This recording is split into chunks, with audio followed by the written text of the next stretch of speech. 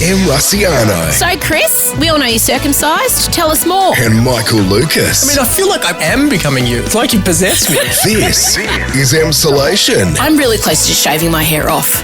Sinead O'Connor style. Probably more Britney, 2007. You're in Emsolation. Hello. How are you? Welcome to Emsolation. My name is Em Rusciano.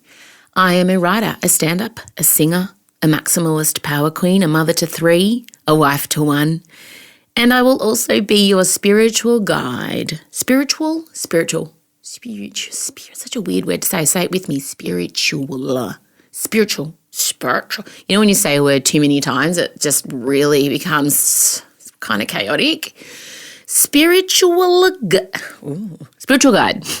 Oh, God, you're going to be thinking about that word all day now. Shortly, as you know, or maybe you don't, maybe this is your first episode. If it is, welcome. And I'm just going to take you into my warm Italian embrace as though we've been friends for years. Shortly, I will be joined by my best friend since I was 11, screenwriter Michael Lucas. And together we're going to be talking about, well, there's a lot of political talk this week. And when we say political talk, we kind of mean the chaotic, loose lives of some of our politicians. Barnaby Joyce pops his head up again. Man, how is he our Deputy Prime Minister again? But more importantly, I don't know if you saw the press conference involving his 2-year-old son and ScoMo on a TV screen, but I did, and I became very deeply obsessed with it. We also talk about Gladys Berejiklian's amazing sister Mary and Justin Bieber's visit to the French president's office. That was a strange occurrence, and a love conundrum. One of our emsolators, needed some help with a great question. So we cover that off. But first of all, how are you? Are you good? How are you feeling right in this moment? Just be with me. I know you've probably got 1,000 things on your mind, but if I can just bring you back into your body at this point in time, which is what my husband Scott says to me when I'm getting super anxious about something or I'm like spiraling, he'll grab both my wrists and say, just be in your body right now. Feel your toes in your shoes. So I'm asking you to feel your toes in your shoes because it's helpful to me when someone reminds me. I'm good. All 6 of my shows are now on sale to the general public, to everyone. You can just go and get a ticket. I'm doing 2 shows in Brisbane, 2 shows in Adelaide, and 2 shows in Sydney in September and October. I'm not going to do a big sale because you guys know by now I'm really good at what I do. I really love doing it. I think I'm going to have a bit of a break after this tour and have some time off from touring because it's been quite a bruising episode. I'd love for you to come.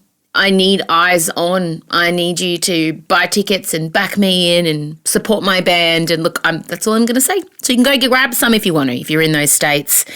Yeah, that's probably been the biggest thing happening. Before I go, though, I do want to talk about, you may not be across, the US Olympic trials are going on at the moment. And in another life, I was a world junior 100-metre hurdler. Everything in my whole being and existence revolved around sprinting and training. Tamsin Lewis and I trained together, incredible Olympian and athlete of ours, middle distance runner Tamsin Lewis. I love her dearly. And I thought, honestly, that one day I would be at the Olympics. I really did. My favourite runners were Carl Lewis and FloJo. And so I do keep my eye across things, and the US Olympic trials were happening, and I want to let you know about 21-year-old American sprinter Sha'Carri Richardson. Now, she won the 100-metre trials for the US Olympic team. She's America's fastest woman, and she's incredible. She's an incredible girl. You've got to go and look her up. She's got these great kind of bright yellowy orange flowing locks, but she's got the FloJo nails. This is why I noticed her. First of all, she's got the long, just keeping that legacy going. And after she won it, she ran up into the stands and gave her grandmother a big hug because she revealed that a week earlier she lost her biological mother. And through the love and support of her family, she was able to still show up at the trials and dominate. She's an incredible runner and has so much spirit and strength. And I want you to sit your son or your daughter or your non-binary kid down in front of the Sha'Carri Richardson final. Women's 100 is underway. JVN Oliver, a fantastic start. She's putting the pressure on Richardson. Here comes Sha'Carri. Richardson's going to Tokyo, 10:87. It's just this triumph of spirit and this incredible, strong woman of colour showing up when, you know, not a lot of us could. And I'm obsessed with her. I'm going to follow her journey everywhere. So, yeah, I just wanted to kind of talk about her today. When I saw her, I'm like, I'm going to talk about her in the intro because I want all the people that listen to Emsolation to go and I don't know, I felt really powerful after watching Sha'Carri run. Go look her up, go watch the race. I mean, it's kind of everywhere. You've probably all seen it. I'm sure you have. But she is so extraordinary. That's it. It's a short intro because it's a long app. But before I go, I do want to pay tribute to a fan of ours, a fan of the podcast. I did put out on social media that we were doing Love Nundrums and you guys all sent in, we had lots of people and I'll be saving them up and we'll probably try and do one every couple of weeks. But one of you sent me the most iconic answer I think I've ever received. I don't want to give it away. I'll just say to Emsolator, your initials are T. I'll just say T. Your first name starts with T. This was the response that I got from her. It says, "No love nundrum, just wanted to write that my husband's a c***."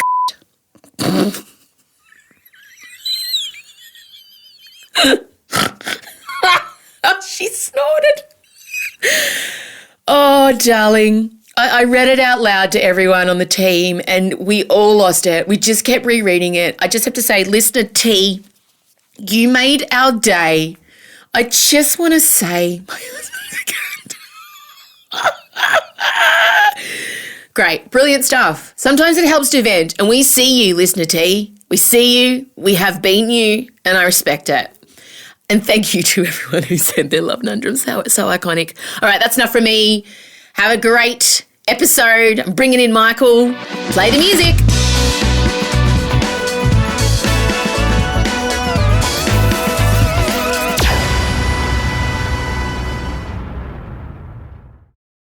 Em Luciano and Michael Lucas. This is Emsolation. Michael Lucas, it is a political bonanza. Sometimes we get gifts, and the Barnaby Joyce swearing in cursed chaotic press conference was just made for us. Amazing. Look, I sent you a text. It's capital letters just with a picture of BJ. Yeah. Just going, how? How is he back? I know. And further to our previous conversations about cancel culture and skepticism about it, I mean, the fact that he is again our Deputy Prime Minister. Like a slightly elderly, tubby, ruddy-faced phoenix rising from the ashes.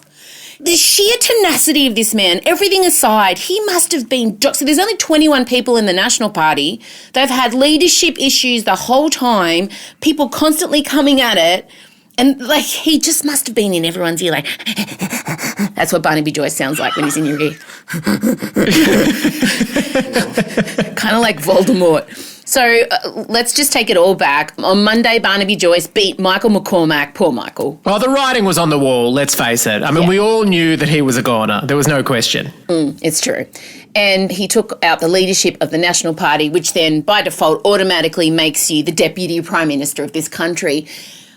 And just so everyone's aware, our Prime Minister is in quarantine because of his UK jaunt. So technically, Barnaby Joyce is the Prime Minister at the moment. I think there's an even weirder aspect that he's not completely sworn in yet, is he? No, well, sort of. Isn't a dead man walking technically our Prime Minister and ScoMo is reduced to zooming in? No, well, they had the swearing in, which we'll get to, which was the gift that I spoke of. Basically, he's back being Deputy PM and he stood proudly with his partner, Vicky Campion, and their two little boys, Thomas and Sebastian. Yeah, recap. She was the staffer and then I'm about to recap. No, I was just enjoying it. Okay, all right. Now, don't even worry. That's my job. I'll do the resetting on the radio person. In 2018, Michael, you may recall... I believe I do, Em. It was revealed that he was having an affair with Vicky, who was at the time his... staffer. But what was her job, ironically? Chief of Staff? No. Media advisor. Media advisor. Well, he did, to be fair, he was on the front page of the Daily Telegraph a fair bit in that period. So if all publicity is good publicity, she really... I don't know. She went above and beyond. Is your media advisor advising you have an affair with them to get publicity? I don't know. And let's not forget there was the feeling that maybe he was giving her taxpayer-funded jobs as well, and he had not disclosed a personal relationship. So it was quite apart from any moral objections one might have about whether or not it's good for him to be shagging someone who's not his wife. There's also the aspect of, what was he giving her any career advantages? That was hanging over him. And there was a separate sexual harassment allegation too, which he denies. Well, it was investigated internally for 8 months. That's an Australian government special, isn't it? Oh, mate, an internal investigation, and they said that they didn't have sufficient evidence, but it's still just kind of floating around. Now, he did mention his ex-wife, Natalie, who he also shares 4 daughters with. So Barnaby's a father of 6 now, and 6 lots of Joyce genes are out there. And obviously the affair with Vicky was the catalyst for the bonk ban. Malcolm Turnbull was like, right, ministers and their staffers are no longer allowed to fraternise with their genitals. Isn't that just even weird to hear that it was Malcolm Turnbull? It's like, God, how many political dramas have we been through? Malcolm Turnbull feels like last century to me. I know, it does. So obviously we found out he was having the affair. He announced his divorce from his wife of 24 years. Then pictures surfaced that not only was he having an affair, Vicky was pregnant. And then there was like a media bloodbath. She was stalked everywhere. But then you remember that Barnaby also made some pretty wild accusations, calling the paternity of the child a grey area. Oh, I'd forgotten that gem of a detail. What a testament to the character of the man. Oh, so he was then forced to step down. Then they did that interview with Channel 7 where they got paid $150,000 and they said it will go into a trust for Sebastian. P.S. Sebastian, keep the receipts. If you are watching this now, make sure you try and get that money upon your 18th birthday. Uponst is not a word. It is now. And basically he's been a backbencher ever since, but obviously just digging away like a tenacious, snivelling rat trying to get his way back. And he bloody did. I would love to know his methods. Like, is it nightly calls? Because if it's 21 100%. people, you could ring around. Or do you send really good Christmas hampers? Or just general hampers? Just thinking of you, here's a care package from Barnaby. I think it's nightly calls. I think it's turning up at their house. I think it's turning up at their gym. I think it's turning up at the petrol station, just at the pump. Hello. Oh, God, Barnaby, fuck off. Like, I just feel like it would be... Fancy meeting you here. It's almost like I had GPS tracking on you or something. 100%. He would be relentless in his pursuit of the National Party leadership. And I think MP Kate Ellis said it best in a tweet. And she said, at a time when Australian women have been expressing unprecedented levels of disillusionment and loss of faith in our parliament and political system, the government responds by making Barnaby Joyce our deputy PM. Honestly, facepalm emoji. I mean... Now, the swearing-in ceremony. So this was incredible. So imagine Barnaby's there with Vicky and they're all done up and they've got the 2 boys there. They're all in their Sunday best. And ScoMo is coming in via a big screen. Barnaby's standing next to him, like smiling. And all of a sudden, as can happen, 2-year-old Thomas runs into shot. Now, at this point, most parents would maybe pick the child up, and it's also like a cute media opportunity to make him appear a bit more human. Oh, absolutely bonus. Here's your shot, Barnaby. Like, we all think you're a dodgy man. Embrace your kid and we'll probably love you. Rethink you even. Yeah, no. He lowered his hand like a skill tester claw onto the child's scalp and then just held him there. Didn't acknowledge him, didn't break eye contact with the cameras, continued to smile. Meanwhile, ScoMo's seeing this all on the screen and kind of going, like this weird awkward. ScoMo has never looked more awkward. And that, because, just to be clear, this is terrible for ScoMo because, I mean, the disunity with the Nationals is already killing him. He's been trying to get him on board with climate change regulation. No way Barnaby is going to do that. So this is going to really dog him until the election. And he still had to sit there on Skype and smile while all of this was happening. Yeah. Now, I tried to think, like, I really zeroed in on this parenting moment of showing Barnaby's and just not even, like, no smile of encouragement to Thomas. But the thing that I also loved is that Thomas didn't even flinch. This is like a regular occurrence for him. I feel like if Thomas wants something, he's used to Barnaby just going, pop, And I don't want to, like, all the things I'm going to judge Barnaby Joyce for, I can't say that in the same situation, I don't know what I would have done. Like, I feel like it might, this isn't the thing to focus on. No, you know? I 100% know my father would have done the exact same thing. Yes, Ron, definitely. I don't even know if Ron maybe would have just pushed you through as you kept going. I don't know if he would have even stopped you. But it was a moment in time, which I loved. So, as you said, cancel culture isn't real if you're a straight white guy. Yeah! Well, here's what I want to know from Magical Unicorn of Death. The presumption is that this is really going to hurt them at the election, that women are going to make them pay for putting Barnaby Joyce back in. Now, you are prone to saying, giving us the bad news of, no, they're still going to win. What do you think now? The Scott Morrison Barnaby Joyce ticket, how are you feeling about it? Can they still win? Yes. Of course they're going to win. Oh, God, I thought there would at least be some dilemma. They've got Queensland in their back pocket. That's what screwed us over last time. I mean, all due respect to Albo, he's not a strong enough opponent. What does Albo stand for? Do you know what I mean? Like, it's like a damp, slightly lukewarm face cloth going up against a cheese grater. Do you know what I mean? The face cloth is nice and it'll like smother the cheese grater, but the grater will break it down because the grater stands for something. The irony is that Barnaby always looks like he really needs a face cloth. He's always got a bit of, doesn't he seem sweaty all the time? Like that gleam on his forehead. He needs a cheese grater. He needs a good exfoliation. That's where I thought you were going with that. This is just such a bad gay. You would have known that the cheese grater was what we needed on Barnaby's face and not the cloth, because you have to exfoliate first to remove the dead skin cells. Oh, I think, sorry. I'll re-gay. Barnaby, I think he needs a lot of microdermabrasion. Good. Excellent. Thanks. I just know every photo you look, because I was doing some Google images of Barnaby Joyce, every photo you find of him, it's like he's been busted doing something horrendous. Like, every photo's like, huh? He always used to remind me of the principal from Ferris Bueller's Day Off. You know how he's sort of ruddy-faced, red, with sort of eyes bulging out?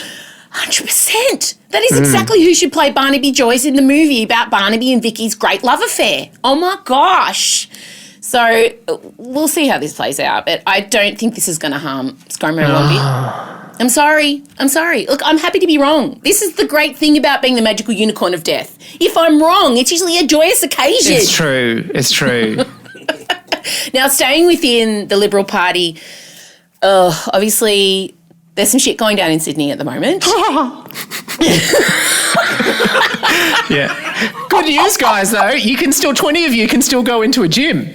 The Delta variant is running amok, and it's the scary one, the one that came in from India, and please don't call it the Indian variant. That's just racist. It's got a name. It's the Delta strain. Yes. The Olympic pole vaulter of strains, as the New South Wales government keeps telling us. Although poor Delta Goodrum, that's who I thought of straight away. Want them to name, I reckon the solution to the racism of naming them after places is to name every single strain after a pop diva. And I reckon they've been on board with it. The Madonna strain, the Cher strain. I mean, it's just a testament to the fact that you cannot eradicate them, which is true. Yeah, we don't want to call it the Madonna or the Cher strain because nothing will beat that shit. It will still be going in 80 years planking for 5 minutes. We don't want to encourage it. That's true. We need a Belinda Carlisle strain. It's going to be like, you're around for a little while and then you're just going to start some sort of yoga online situation and we won't worry about you again. The one-hit wonder strain. So because Sydney don't do the hard lockdowns and that's been their big rah-na-na over Melbourne, I'm nervous for them. I mean, I don't know what's going to happen. I know there's a whole bunch of restrictions coming in which are affecting your shooting of your show, 5 bedrooms. I know you've had a very stressful morning. Thank you. Are you okay? Oh, no, I'm fine. Yeah, no, we're prepared for all of this. It was just the new fun development today was that Victoria shut borders to certain parts of New South Wales like at 10 p.m. last night, effective from 1 a.m. As you can imagine, didn't give us a lot of time. And then even Gladys, with some of her new restrictions, she's announced at 11 a.m. effective from 4. Normally you get the good, 24 hours to get people over the border, and that's what's happening. So we've got actors like desperately packing up their houses to be on a flight to Albury-Wodonga this afternoon. I know, Sutts has flat out come out and gone, you can't come in. Like, that's it. Brett Sutton's dropped the hammer today. But he's not doing it on the whole state. That seems to be our little thing, our concession to, no, we're still open. Which is just where all the people live is where, that's where we don't want to see you from. I mean, meanwhile, we had 0 locally acquired cases. Oh, we did. And up until recently, everyone kept on saying, Melbourne locks down so quickly. But we did wait until we had over 10. So for a while, it wasn't actually comparable. But now Gladys is in the exact territory we were in when we shut down. And for us, it kind of worked. We were out within a fortnight, and now we're back to 0 cases. She's still allowing 20 people on a dance floor at a wedding. And I also want to be in charge of who's deciding which people are dancing. When Arnie Beryl walks on and she's number 21, who's heading her off? Can't do the Nutbush, Beryl, get off. Oh, my God. It'd be a distance equivalent of the dance-off in Greece, the hand jive sequence. So true.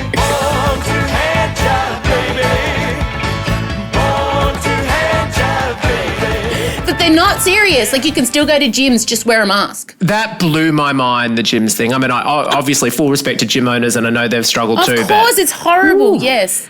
But I just think the hard lockdown, and trust me, it affected me. I understand how hard it is, but they need to do it. But yeah, they and for all the talk about how quick Victoria is to lockdown, the main massive lockdown we had, the problem was we didn't do it fast enough. Yeah, we kept on doing this, maybe this postcode, and maybe just a mask. And then after a while, we're like, oh, for fuck's sake, we just locked down the whole state for months.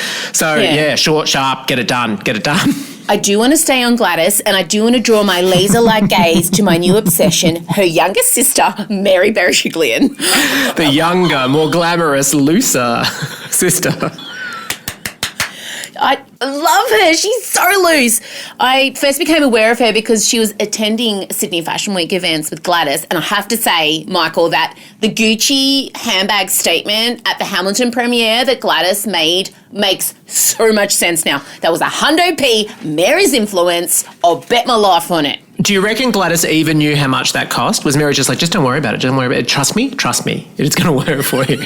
Yeah, I think Gladys would have been afraid to ask, definitely. But I just feel like her and I, we're probably kindred spirits. Do you know? Oh, the entire dynamic is basically the same to you and I. I know I'm not your sister. I know I'm not your stern, less humorous sister, but in effect, I am. And yeah. You are Gladys and I, Mary. The relationship is exactly the same. And we all know that even if it's not true biologically, spiritually, you are about 15 years younger than me, and very prone to leading me astray at times. Yes. And also defending you, which is what Mary does, but we'll get to that. So fiercely. Yeah. So last week we found out that Gladys is dating the lawyer that represented her when she came before ICAC, the Independent Commission Against Corruption, to give evidence against her ex, Daryl.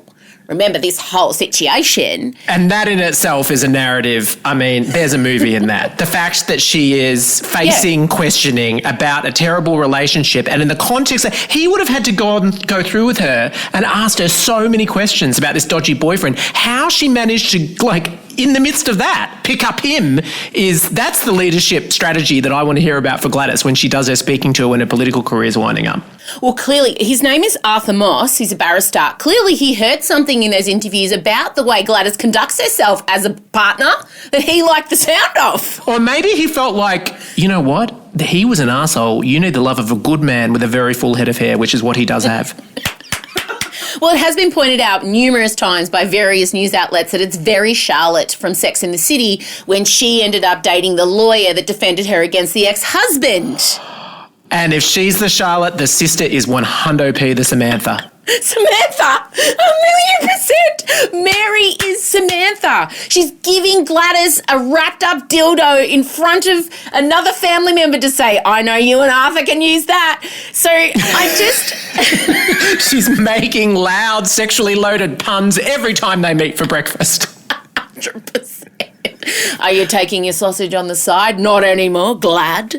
I love them. And the reason we know about this relationship is because Mary took a selfie with Gladys and Arthur looking lovingly in each other's eyes, seemingly unaware of the photo. They were out and captioned it. Are you ready for the caption? After work Friday feels with these two, Glad and her boo. Oh, my God. And I'm going to say 1,000% did not ask permission before posting. No way! There's no way!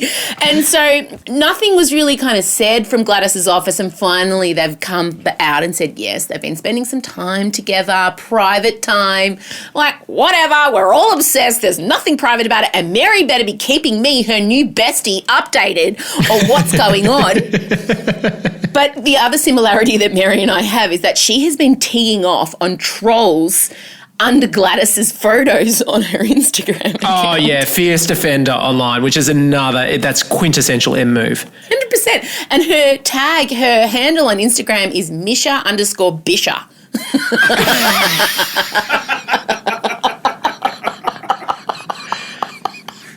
I love her. She's so chaotic. So one person wrote something awful about Gladys's appearance, which is always what people do with female politicians. It's like their go-to. And she called him an immature bird brain and told another one to grow some pubes and then we can talk. Oh, I know. Grow some pubes. That I really like that. I like the anatomical nature of her insult there. It's not just a simple, pathetic grow some balls. She wanted to be specific. Yeah, some pubes. But my favourite comeback was another Insta user, Losty, @Losty, wrote that Gladys will be gone by March, to which Mary clapped back, how about you get Losty? It is the bad pun. She's not quite on Samantha level yet. She needs a writing team, but she's heading in the right direction. Yeah, and she works for News Corp, which I love. But it's so refreshing to see a sibling like that so publicly and fiercely defend her big sister. And the reason she is so fiercely protective of Gladys is because Gladys basically raised her and their other sister because their parents were working full-time. They come to the country as Armenian immigrants. And so Gladys cared for Mary. And that's why she is such a fierce. And I love that because I am very one-eyed when it comes to people that I love. Ask the teachers at my kid's school. It is a nightmare dealing with me. Oh. I got a phone call yesterday because Odette pulled herself out of a yoga class because she had sore shins.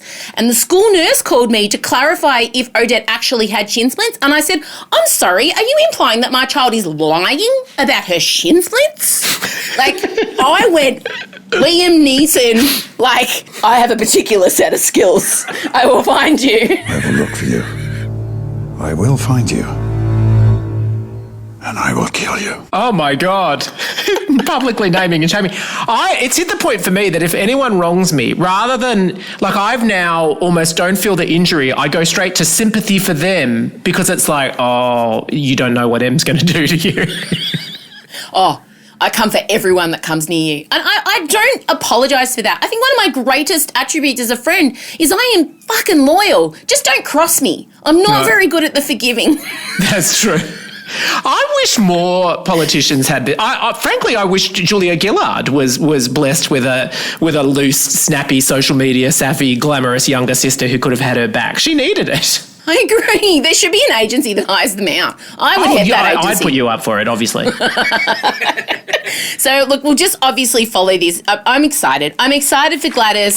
I'm glad she's getting that good D. I'm glad she's got the sister telling her what to wear. I hope the COVID situation is okay. Obviously, all that aside, we're being frivolous and silly, but I don't know, sure, Gladys and I are in different political teams, but I'm just glad that she's leveled up. She's totally gone, stepped into her power here, and I'm here for it. Before we move on to our love conundrum, we're going to go away, come back, and then discuss Justin Bieber meeting the French president and his wife in a crop top.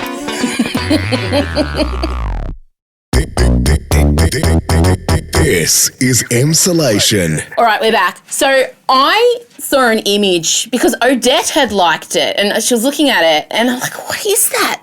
And it was an image of Justin Bieber meeting the French president. Look, I'll let you describe the image. Well, it's a very sort of if not an official portrait, then it's one of those ones that normally is reserved for when foreign leaders come and they go right into the French president's office. And so it was a very formal standing in front of the presidential desk all in a line. However, what was unusual about it was not a foreign head of state. It was Justin Bieber. Justin was wearing a suit. However, he was also wearing bright blue trainers. Hayley was wearing, it was quite a glamorous dress and kind of French, but she was exposing her entire abdominal area, which, full credit, looked amazing, but not typically what you do when you're meeting a head of state. I guess, Justin Bieber, you're letting him off lightly. He looks like one of the deadbeat dads Maury Povich would bring out to let them know he'd missed the last 3 court dates. Let's be real. He has had that look for a while, and it does appear that putting him in a partial suit only intensifies that look. Oh. Also, I'm going to say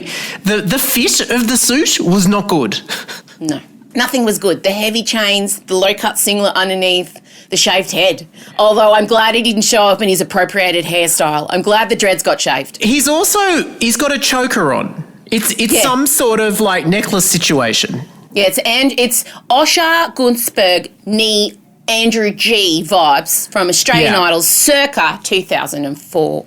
Yeah. And look, I feel like I get it. Hailey was thinking, oh, we're in France. It's like fashion capital. It was a bold move. If I was going in to meet the head of state, like the president, I don't know that I would wear something with an underboob situation. And she's thought about it. I mean, that is very clear. That is a very carefully chosen outfit that she is wearing. Can I ask you why he was there? Because I couldn't get past the photo. Why actually was he there? This is what I find so amazing. The official explanation, he just posted that picture and said nothing, which I'm just going to take my hat off to as an ultimate rock pop star move. I mean, if you can demand a meeting with the president, put it up on social media and not even explain why the hell you were there. But the only explanation we have is that they were discussing youth issues. What the hell does that mean?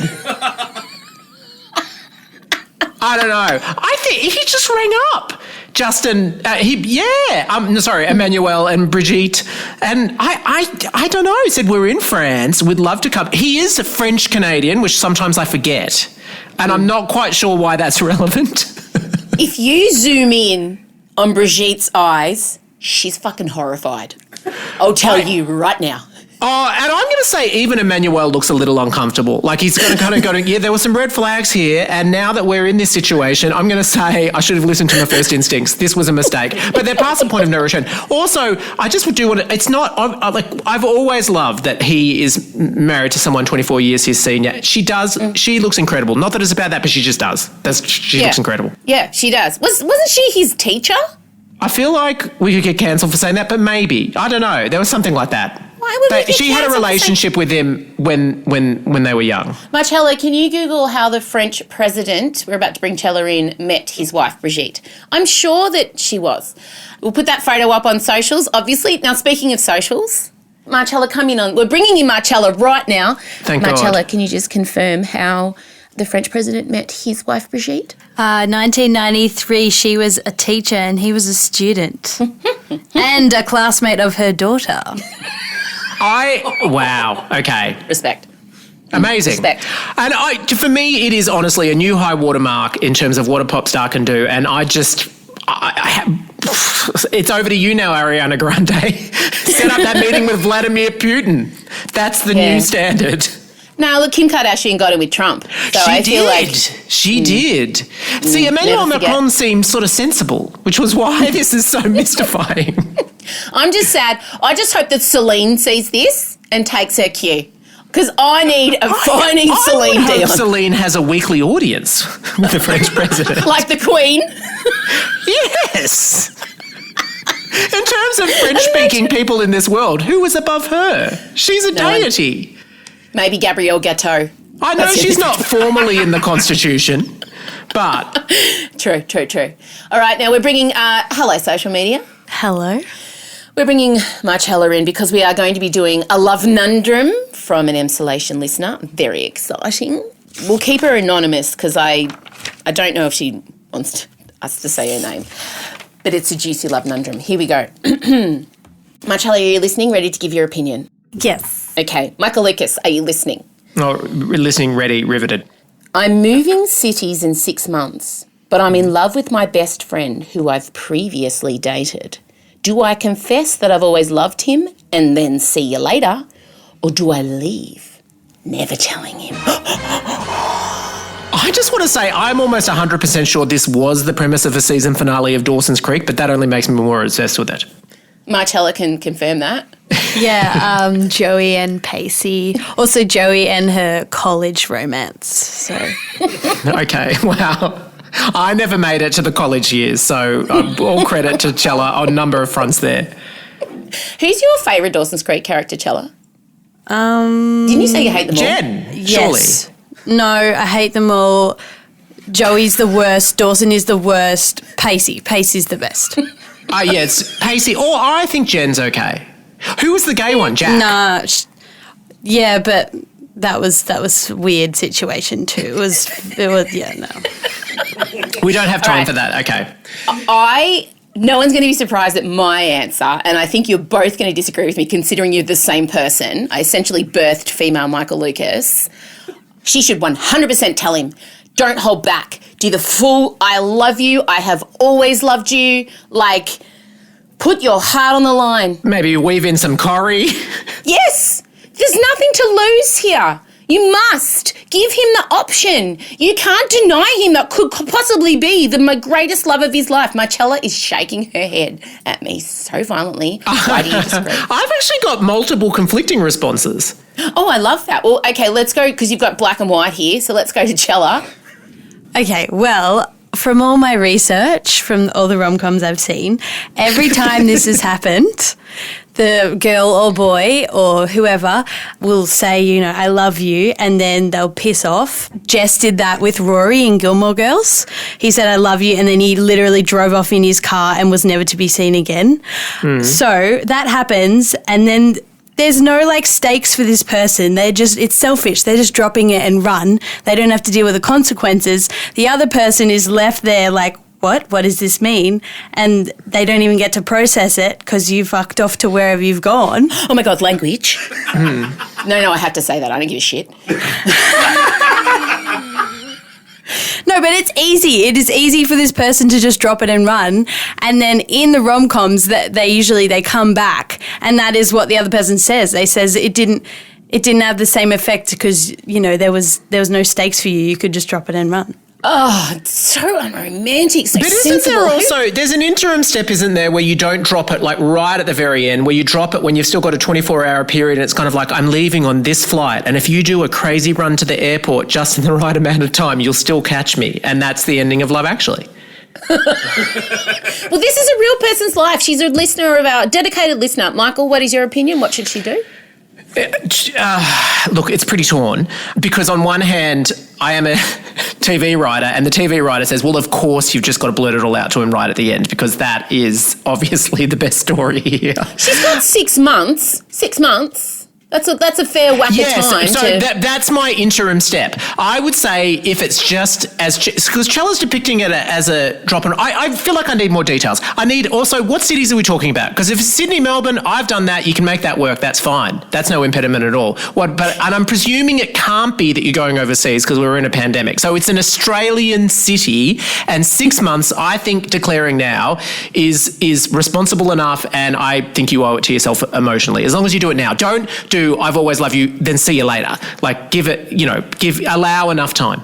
Yeah, no, I agree with that. If she has 6 months and does it now, then that's okay because they can feel it out and hopefully come to some sort of conclusion or closure or something by the time she has to leave. So what you're both saying is I'm right. No, but she can't wait. She has to do it right now, right this second. Yeah, she's gonna. You're right with an asterisk. You're right, but we're adding some fine print.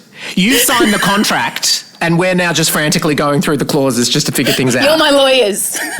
But I also do want to know what cities we're talking about here. I'm presuming it's domestic Australian cities, and so because of that, there's no distance in Australia that you can't make work, albeit not a great day to be saying that when we're shutting the borders to Sydney, but under normal circumstances, you can make that work. You really can. Okay, so in summary, we're saying go for it, but go for it as soon as you finish listening to this podcast. Absolutely. Actually, just play it in the background as you say it. Oh my God. We'll just do some music now for them. Yeah. And we transfer the conversation. Yeah, and send it through. That would be really grateful. The socials would really appreciate that. And if you could actually, film it in portrait mode would be great too. Yeah. And just send it to Liam, who's our video guy, because I don't have the bandwidth or internet power to be able to handle it. And we can add some underscore music, some ambient lighting. Yeah. If it's only sound, Liam can work out some sort of animation that does go with it, which will be great.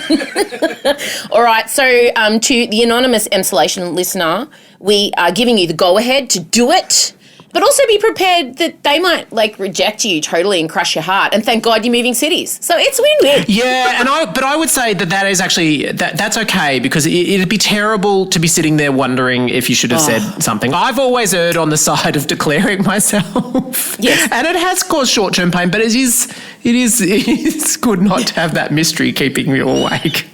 I'm thinking of the situation you're thinking about, and you're very brave. Yeah. And I will not be revealing it.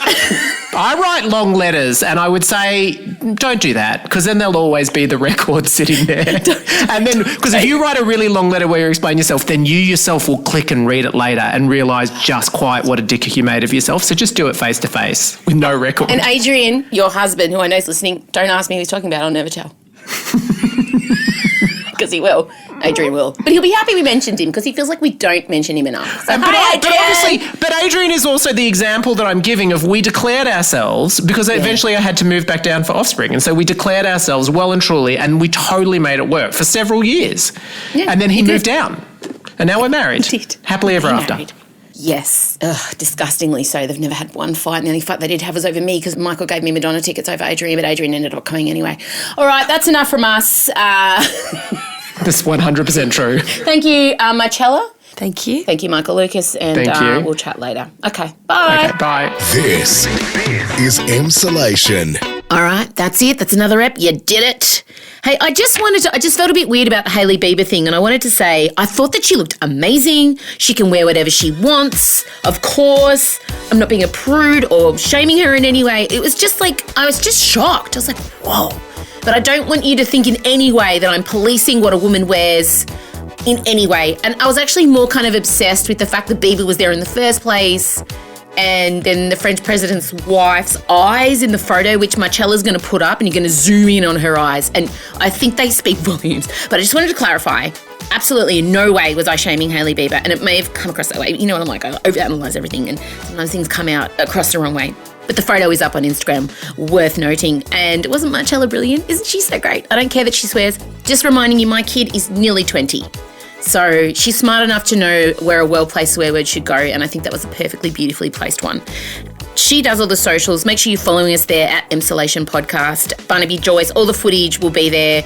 It's your Bible, it's your guide to this episode, because when we talk about all the visual stuff, I know straight away you're like, what? So just go to Instagram and it will be there. I promise you, my daughter is very thorough.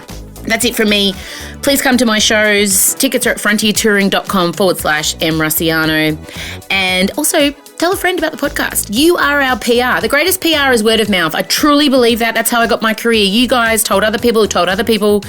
If you love us and you want us to grow, I do, I want us to grow, please send the app to a friend. Send it to as many friends as you want. But sometimes it helps if you copy paste a link and send it to someone with capital letters, listen to this. That's what Michael does to me. It works every time. Thanks, guys. Chat soon. Have a great week. Sydney, I'm thinking of you. Hang in there, guys. Bye. Emsolation with Em Russiano is a Spotify exclusive podcast hosted by Em Russiano with Michael Lucas. Executive produced by Benjamin Wasley. Produced by Em Russiano. Edited by Mark Davila. With videos by Liam O'Brien. Socials by Marcella Russiano Barrow. With assistance from Jim Evans and Georgia Watts. And occasional technical trickery and wizardry from Em's dad Vinci. Get more from Emsolation with Em Russiano by following Emsolation Podcast on Instagram. You can also join our secret club by joining our Facebook group at Emsolation, and make sure you're following us on the Spotify app. We of course hope you enjoyed this week's episode, and we'll chat with you again soon.